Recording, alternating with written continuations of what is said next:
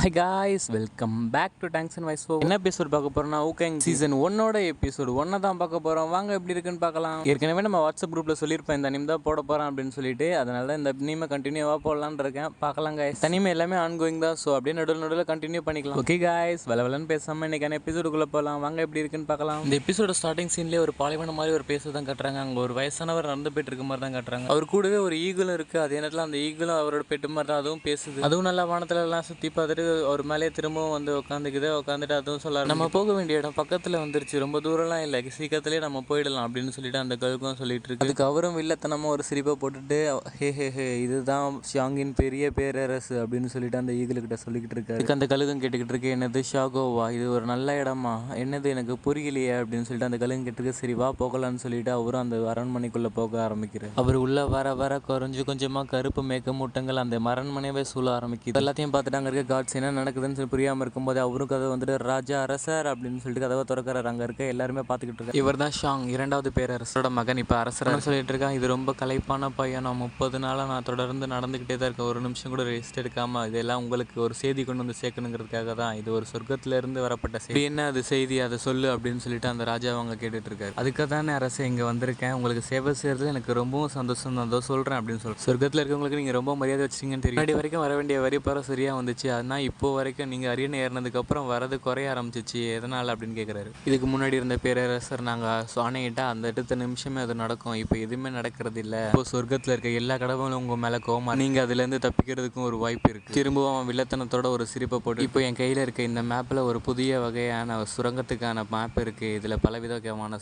புதையல் இருக்குது, நூற்றுக்கணக்கான மனுஷங்களை பணையமாக வச்சு தான் நம்மளால் இந்த மேப்பை யூஸ் பண்ண முடியும், இந்த மேப்பை ஃபஸ்ட்டு பாருங்க அப்படின்னு சொல்லிட்டு இருக்கேன். பார்க்குற அவருக்கும் சரியான ஷாக் ஆகுது, ஏன்னா நூற்றுக்கணக்கான மனித உயிர்களை பலி கொடுக்குற லெவலுக்கு சம்மந்தப்பட்டதாக இந்த சுரங்க பாதையை ரெடி பண்ணுறது. ஒரு சுரங்க பாதை ரெடி பண்ணணும்னா அப்படி தான் அதெல்லாம் பண்ணால் தான் அந்த இது கிடைக்கும், அப்படி இல்லை முடியாதுன்னு சொன்னீங்க, வடக்கில் உள்ள எல்லா பகுதியுமே தண்டனைக்கு எதிர்பார்க்கப்படும் அப்படின்னு அவர் சொன்ன அடுத்த நிமிஷமே இவர் ராஜகோவம் வந்து என்ன அவரோட தேவைகளுக்காக பயன்படுத்திக்கிறதுக்கு மனுஷங்க என்ன குப்பைங்கன்னு நினச்சிங்க, இல்லை இங்கே இருக்க வனத்தை எல்லாத்தையும் ஈஸியாகவே சுரண்டிட்டு போயிடலான்னு நினச்சிக்கிட்டு இருக்கீங்க, இங்கே என்ன சொன்னாலும் கண்டிப்பாக நான் அதை செய்ய முடியாது. அந்த தாத்தாவும் சொல்லிட்டு இருக்காரு, நீ என்ன அவ்வளோ பெரிய ஆளுன்னு நினச்சிக்கிட்டு இருக்கியா, 1,00,000 பேருக்கு 1,00,000 கோடி பேருக்கு மேலே இருக்காங்க, அவங்க எல்லாம் வந்தாங்கன்னா உன் நாடு இருந்ததுக்கான அட்டையெல்லாமே தெரியாமல் அழிச்சு. அதுக்கு அந்த சொல்லிட்டு கிங்கும் சொல்லிட்டு இருக்காரு, இந்த மாதிரி ஒரு பேராசை இருந்துச்சுன்னா அந்த கடவுள் கூட ஒரு பைத்தியக்கார அவனால தான் இருக்கணும் அப்படின்னு சொல்லிட்டு டேங்க் ஃபேமிலி 30 வருஷமாக நாங்கள் சொல்கிறத மட்டும்தான் கேட்டுக்கிட்டு இருக்காங்க, இப்போ தான் நீங்கள் இப்படி பண்ணுறீங்க அப்படின்னு சொல்லிட்டு. அதுக்கு அந்த கிங்கும் இதுக்கு முன்னாடி எப்படி நடந்துச்சுன்னு எனக்கு தெரியாது, இதுக்கப்புறம் அது என் கண்ட்ரோலில் தான் இருக்கும், இதுக்கு முன்னாடி இங்கே எப்படி இருந்துச்சுங்கிறது எனக்கு தெரியாது, ஆனால் இதுக்கப்புறம் மனித உயிர்கள் யாரும் பலியாகக்கூடாது. அதோட பவர்ஸ் எல்லாத்தையும் ரிலீஸ் பண்ணிட்டே சொல்கிறான் டேங்க் ஃபேமிலி, உங்களோட முன்னோர்கள் பண்பெற்ற அந்த வழியை மீற போகிறீங்களா, கண்டிப்பாக அப்படி இல்லை, அவங்களோட விதிகளையும் பின்பற்றுவேன், ஆனால் எல்லா விதியும் அதுக்காக பின்பற்ற மாட்டேன், எனக்குன்னு ஒரு சில விதி இருக்குது, அந்த விதியும் சேர்த்து பின்பற்றுவேன்னு சொல்லிட்டு அந்த மேப்பை எரிச்சு நீங்கள் மறுபடியும் அந்த 30 நாள் நடந்து போய் சொர்க்கத்தில் இருக்கவங்க கிட்ட சொல்லிவிடுங்க, நான் அவங்க ஒப்பந்தத்துக்கு ஒத்துக்க மாட்டேன் அப்படின்னு சொல்லிட்டு. அதுக்கு அவனை அரசே நீங்கள் இப்படி பண்ணக்கூடாது அப்படின்னு சொல்லிட்டு அவனுக்கிட்ட நெருங்கும்போது அங்கே இருக்க காவலர்கள் எல்லாம் கத்திய கழுத்தில் வச்சிருக்காக, அடுத்தடுத்து நடக்க போகிற விளைவுகளை நீ தான் அதிக சனுபிக்க போகிற அப்படின்னு சொல்லிட்டு இருக்கும்போது அவன் கையிலேருந்து கத்தியில் வெட்டி ரத்தம் ஊற்ற ஆரம்பிக்குது. இங்கேருந்து கிளம்பிடு, இதெல்லாம் முடிஞ்சிருச்சுன்னு சொல்லிடுறாரு அந்த ராஜா. அதோட அந்த அரண்மனையிலேருந்து அந்த கழுகு அங்கேருந்து பறந்து வெளியில் போகிறத தான் காமிச்சிக்கிட்டு இருக்காங்க அந்த அரண்மனையை விட்டு. ஆனாலும் அந்த கிழவன் அங்கேயே தான் அப்படியே தான் அந்த தலையை பிடிச்சிட்டு நின்றுக்கிட்டு இருக்கான், ஏன்னா அங்கேருந்து போக மாட்டேன், ஏன்னா அடுத்தடுத்து வர்றவங்க எல்லாம் நீ கண்டிப்பாக சாவ தான் போகிற அப்படின்னு சொல்லிக்கிட்டே தான் அந்த கழுகிட்ட செய்தி சொல்லி அமுச்சு வச்சிடறான். அதோட அந்த சின்னத்தை கட் பண்ணிட்டு நமக்கு கதையோட ஹீரோ தான் காமிச்சிட்டு இருக்காங்க. இவன் தான் நம்ம கதையோட ஹீரோ. அந்த ராஜாவோட பையனே வந்தான், அவன் சொல்லிட்டு இருக்கான், அப்பா எதுக்காக இப்படி பண்ணிட்டு இருக்காரு, எதுக்காக கடவுள்களை எதுக்கு வரப்போற பிரச்சனைகளை யாரும் இப்போ சமாளிக்கிறது ஒன்றுமே புரியல அப்படின்னு சொல்லிட்டு பார்த்துட்டு இருக்கான். ஆனால் அவன் முதுகுல பல விதமான காயம், அவர் என்னதான் என்ன வேணான்னு சொல்லியிருந்தாலும் நான் அவருக்கு மேலே இன்னும் பாசம் வச்சுதான் இருக்கு, இருந்தாலும் என்னால் தனியாக வாழ்ந்து காட்ட முடியுங்கிறத நானும் நிரூபிச்சு காட்டுவேன். நம்ம ஹீரோ தன்னோட ஃபேமிலியை விட்டுட்டு தனியாக வந்து தான் இருக்கான், அவன் இப்போ அடிமையை மாதிரி தான் வாழ்ந்துகிட்டு இருக்கான். ஆனால் இவன் தான் அந்த கிங்கோட பையனும் கூட, என்னால் நிச்சயமாக என்னோட அப்பா இல்லாமல் பெரியால வந்து காட்ட முடியும், நான் காட்டுவேன் அப்படின்னு சொல்லிட்டு பார்த்துட்டு இருக்கும்போது வெளியில் பல பேர் ஓடி உயிருக்கு பயந்து ஓடிக்கிட்டு இருக்க மாதிரி காட்டுறான். இன்னும் கொஞ்சம் லேட் ஆக்கினால இந்த இங்கே இருக்கவங்களுக்கு ரொம்ப ஆபத்தாக போயிடும் அப்படின்னு சொல்லிட்டு தன்னோட கத்தி எடுத்துட்டு வேகமாக ஓடுறான்.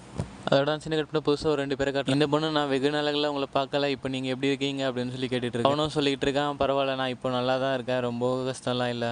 இவன் பெரிய வால் வீரன், அதாவது ஒரு ஃபேமிலி பட்டு ஒதுக்கப்பட்ட ஒரு வால் வீரன் தான் இப்போ அடுத்தடுத்து நடக்க போகிறது எல்லாமே விதியினால தான் நடக்க போகுது. இப்போ நம்ம என்ன பண்ணுறதுன்னு தெரியல. அடுத்தடுத்து அவர் வேற கடவுள்களை எதிர்த்துட்டார். இப்போ என்ன பண்ண போகிறோம் அப்படின்னு சொல்லி அவருங்க சொல்லி பேசிட்டு, இதுக்காக நம்ம எதுவுமே பண்ண முடியாது, ஏன்னா இது எல்லாமே நடக்கிறது விதி தான் அப்படின்னு சொல்லிட்டு அவரும் சொல்கிறாரு.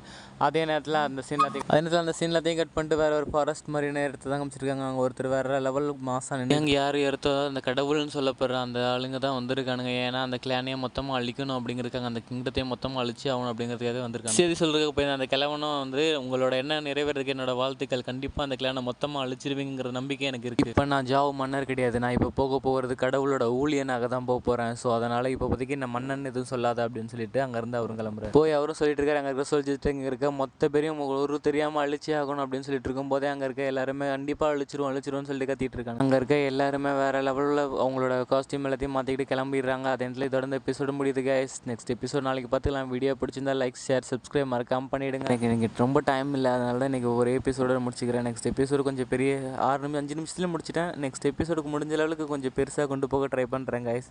அண்ட் வீடியோ பிடிச்சிருந்தா லைக், ஷேர், சப்ஸ்கிரைப் மறக்காம பண்ணிவிடுங்க. And bye bye guys.